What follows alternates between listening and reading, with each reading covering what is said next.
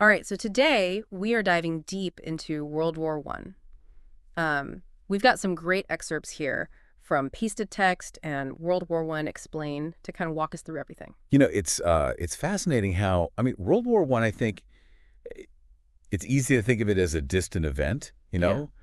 but the echoes of that conflict are still felt today. Yeah. And what's really mind-blowing to me, at least, is how a single event, an assassination no less, could trigger such global chaos. Right. I mean, that's what I find so fascinating about this whole topic. I mean, it wasn't just about that one event, though, was it? Not at all. Both our sources point to Europe at the time as being like a powder keg, like just waiting for any little spark. Yeah. They use this acronym, MAIN, militarism, alliances, imperialism, and nationalism, to break down the four major causes. Right. So let's maybe unpack that, and I guess we could start with militarism. What was going on there? Well, imagine Europe in the early 1900s as this high-stakes game of keeping up with the Joneses, but with armies and weapons. Everyone was obsessed with building bigger, badder militaries. Germany's naval buildup, for example, that was a direct challenge to Britain's dominance at sea. So it was like a global arms race, everyone trying to like one-up each other. Exactly. And it created this atmosphere of paranoia and suspicion. Oh, yeah.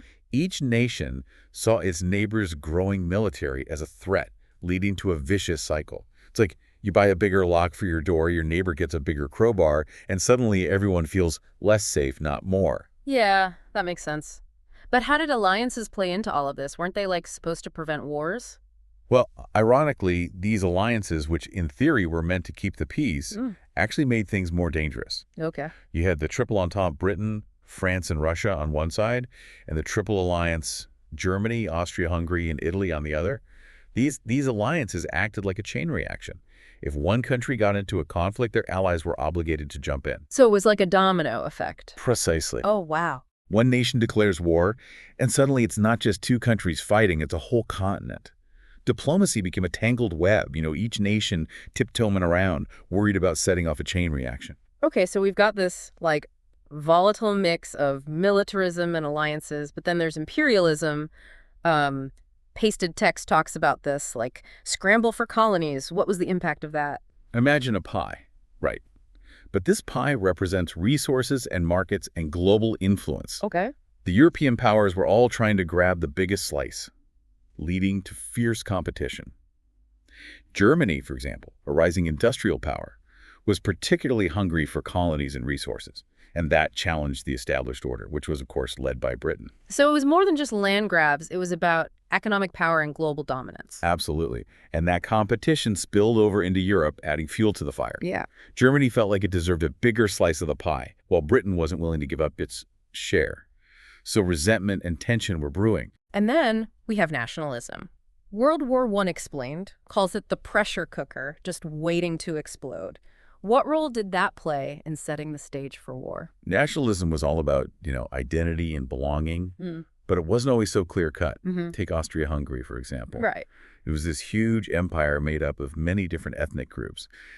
And those groups were starting to demand independence. They wanted their own nations, their own identities recognized. Right.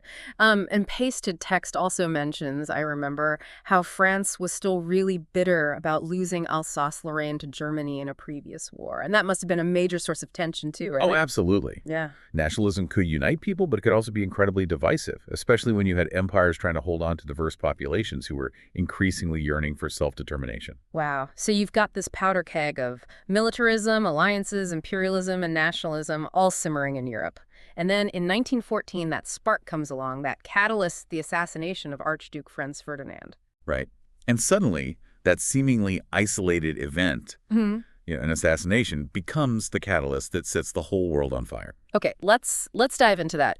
What can you tell us about Franz Ferdinand and why his assassination was such a huge deal? Well, Franz Ferdinand was the heir to the Austro-Hungarian throne. Okay. He and his wife Sophie were visiting Sarajevo, the capital of Bosnia, which Austria-Hungary had annexed a few years earlier. Right. Now, World War I Explained points out that this annexation was not popular with everyone, particularly Serbian nationalists who saw Bosnia as rightfully theirs. So you've got this backdrop of simmering resentment towards Austria-Hungary, and then Franz Ferdinand, the symbol of that empire, shows up. It's what could possibly go wrong? Well, a lot, as it turns out. Pasted Text describes how a young Serbian nationalist named Gavrilo Princip, he was a member of this secret society called the Black Hand, was determined to strike a blow for Serbian independence. He saw Franz Ferdinand as a symbol of oppression and decided to take action. And on June 28, 1914, Princip got his chance. Franz Ferdinand's motorcade took a wrong turn, putting him right in Princip's path.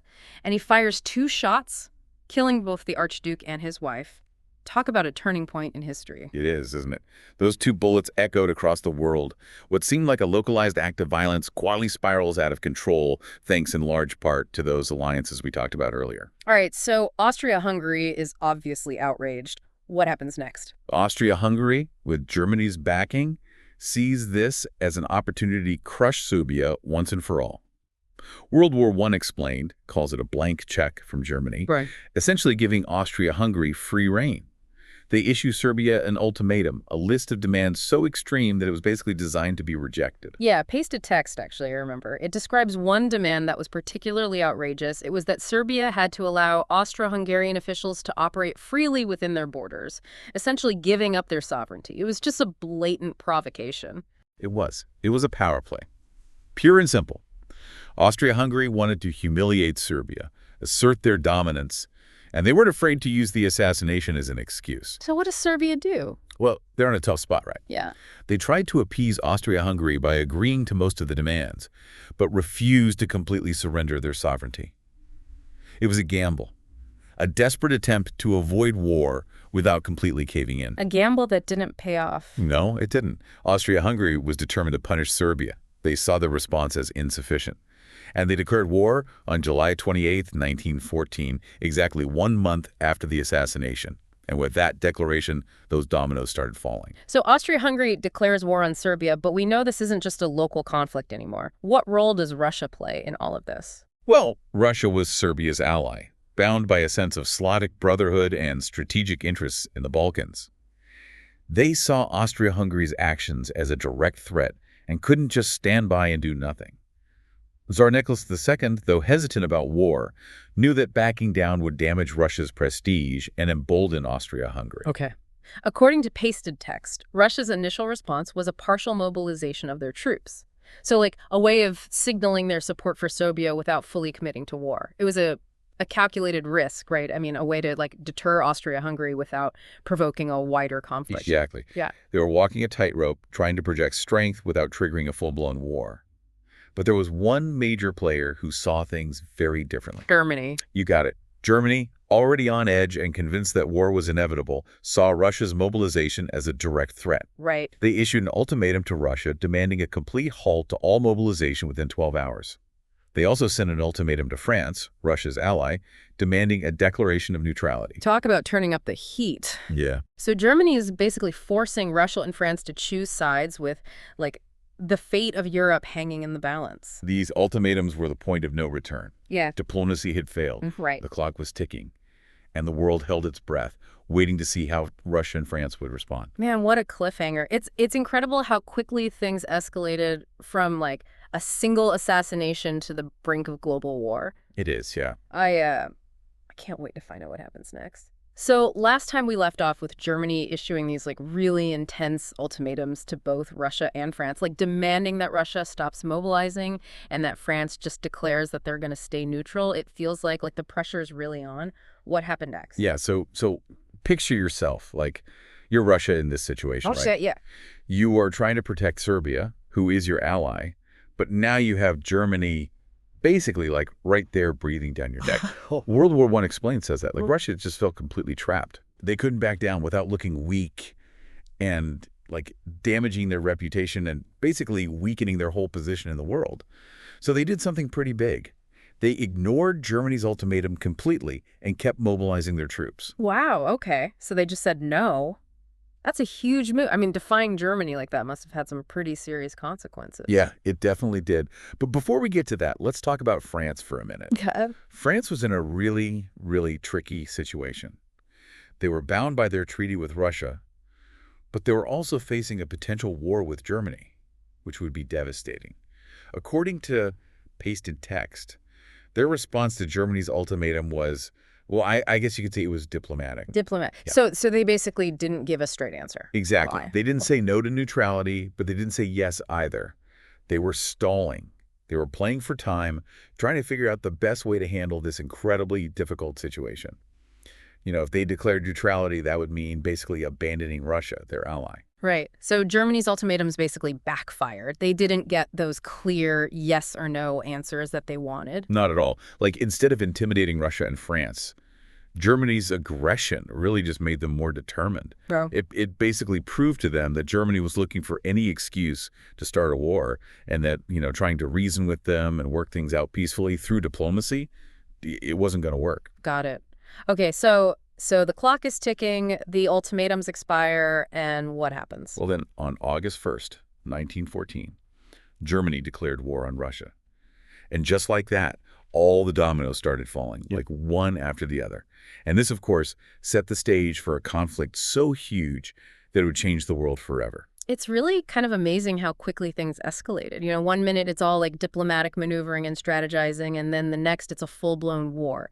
It really shows how these alliances, which you would think were there to stop wars from happening, actually just made everything so much worse. Yeah, it's a tragic irony for sure. Yeah. Each nation felt like they were stuck with these treaties, obligated to back up their allies, even if it meant, risking a much bigger conflict that would be really difficult to contain. Okay, so Germany and Russia are now officially at war. What about France? Did their alliance with Russia just, automatically pull them into the conflict, too? Yes, it did. Okay. Germany declared war on France just 2 days later on August 3rd, 1914. And that's where this really important thing comes into play. Germany's Schlieffen. Oh, right. World War I Explained talks a lot about that plan. What exactly was the idea behind it? So Germany knew that they were about to be in a war on two fronts, with France to the west and Russia to the east. Right. The Schlieffen Plan was their big strategy to win that war. It was a super risky, but also potentially very rewarding gamble. Okay, so what made this plan so risky? Well, it relied on this idea of, a really, really fast attack through Belgium, which was neutral at the time. Oh. This would allow them to basically bypass the border of France, which was really heavily fortified. The goal was to totally knock out France super fast before Russia could fully get its troops together, and then Germany could focus all of its power on the east. Wait, so Belgium was a neutral country. So didn't Germany basically break, international law by just invading them? They absolutely did. But the German military leaders believed that this big strategic advantage was more important than the consequences they might face from other countries. Okay. They were gambling that Britain, who was obligated to protect Belgium because of its neutrality, wouldn't actually get involved, or that if they did, it would be too late to really make a difference. Man, that's a huge gamble. So what did Britain do? Well, people in Britain were furious. They were outraged that Germany would just ignore international law and just invade a neutral country like that. Right. Belgium, under King Albert I, put up a really brave resistance against the Germans, and that made the British people even more sympathetic to their cause. Oh, wow. So the British government gave Germany an ultimatum.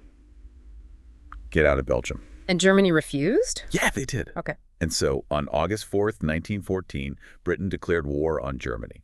The whole thing that started with just one gunshot in Sarajevo had now officially become a global war. Wow. So Germany's plan to keep Britain out of the war completely backfired. Instead, they basically just pulled Britain in. Exactly. Yeah. And that was a really, really big mistake that ended up having some huge consequences for the whole war. Okay, so now this war is absolutely massive. It's engulfing all of Europe. What happens next? Well, next time we'll talk about what it was actually like to be on the Western Front. Okay. We'll explore trench warfare, some of those really big, iconic battles like the Somme and Verdun, and talk about the real human cost of this whole conflict.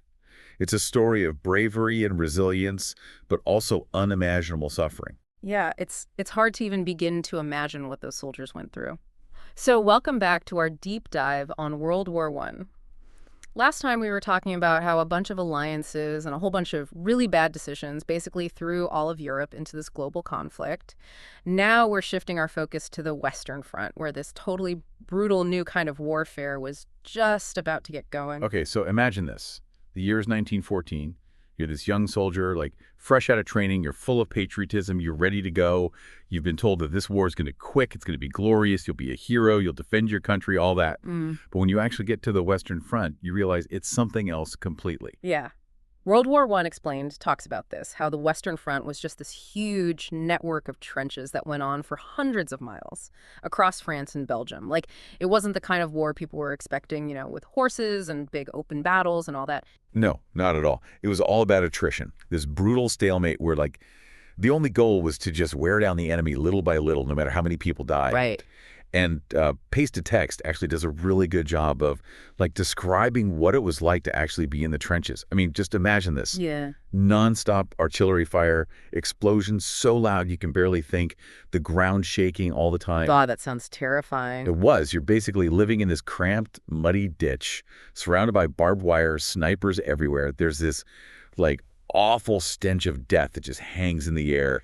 And rats, they're everywhere, feeding on, well, and then it rains, and all of a sudden the trenches turn into this, like, sea of mud. So even doing the simplest thing, like just moving around, it becomes this massive struggle. Our sources talk about this thing called trench foot. What exactly was that? Okay, so try to picture standing in this, like, freezing cold, wet mud for days and days and days. Yeah? Your feet, they go numb, then they swell up, and then eventually, like, the tissue starts to die. It was incredibly painful.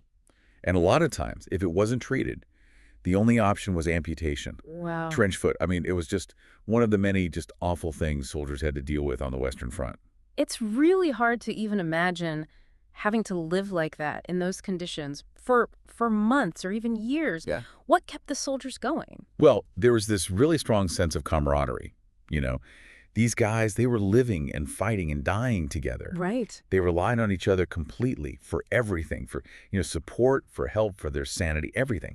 There was also this sense of duty, this belief that what they were doing really mattered, that they were fighting for something bigger than themselves, whether it was to protect their families and their homes or to not let their friends down. And then there were the letters from home too, right? Like those must have been so important to them. Yeah, you're right. Those letters were like this, like a lifeline to the world outside the trenches. Like you could almost forget what normal life was like until you got one of those. They were full of love and hope, and they reminded the soldiers what they were fighting for. It's just hard to imagine that even with all that, like the friendships and the letters, it's hard to imagine that those things were enough to like make you forget about the horrors of war. World War I Explained talks about some of the biggest battles on the Western Front, like the Somme and Verdun. Those weren't just battles, they were just like meat grinders. Yeah. I mean, the Battle of the Somme, which started in July 1916, is a truly horrifying example. Right. On the very first day of that battle, the British Army lost almost 60,000 men. Jesus. And by the time the battle was over, there were over 1 million casualties on both sides. And all that for what? Just to gain a few miles of land. It's mind-boggling. Like, how could the generals, the people in charge, how could they just keep sending men to die like that? A lot of the military commanders, they were still stuck in the past, using these old tactics that just didn't work anymore. Yeah. They thought that if they just kept attacking, kept throwing more and more men at the enemy, that eventually they would win. But they really underestimated how powerful defensive weapons had become, like machine guns and artillery. And the result was just this massive loss of life. Well, in the middle of all this just insane bloodshed and horror, there was actually this one event that shows how, even in war, people can still act like human beings. It's called the Christmas Truce of 1914. World War I Explained tells this story of how, in some spots along the front lines, soldiers from both sides, they put down their weapons. It's pretty amazing. Yeah. Right in the middle of this war, imagine enemies climbing out of their trenches, meeting in no man's land, and like singing Christmas songs together, giving each other gifts, even playing a little soccer. Yeah. For a short time, all the hate and killing, it just stopped. Yeah, it's a really good reminder that even in the worst possible situations, people can still find a way to, like, connect and remember their humanity. But of course, the truce didn't last. No, it didn't. The war went on, and people kept dying. Well, as we finish up this deep dive into World War I, it's important to remember just how big of an impact this war had, not just on the people who fought in it, but on the whole world. It wasn't just about battles and casualties. This was a war that completely changed everything. It definitely did. World War I was like the end of an era. Empires collapsed, countries' borders were redrawn, and the old world order was just, like, shattered. Right. We also saw new technologies, things like tanks and airplanes, that would change how wars were fought from that point on. Yeah. And this war also contributed to the rise of new political ideas like communism and fascism, which had a huge impact on the 20th century. It's hard to overstate how important World War I was. It really shows us the human cost of conflict, the dangers of letting nationalism and militarism get out of control, and just how fragile peace really is. And it reminds us that, we need to understand history to learn from the past so that hopefully we can prevent ourselves from repeating the same mistakes. That's a good point. Well, thank you so much for joining us on this deep dive into World War I. It's been a heavy journey through a really dark time in history, but hopefully it's also been a valuable learning experience for all of us. And as always, keep exploring, keep learning, and keep asking questions. We'll see you next time.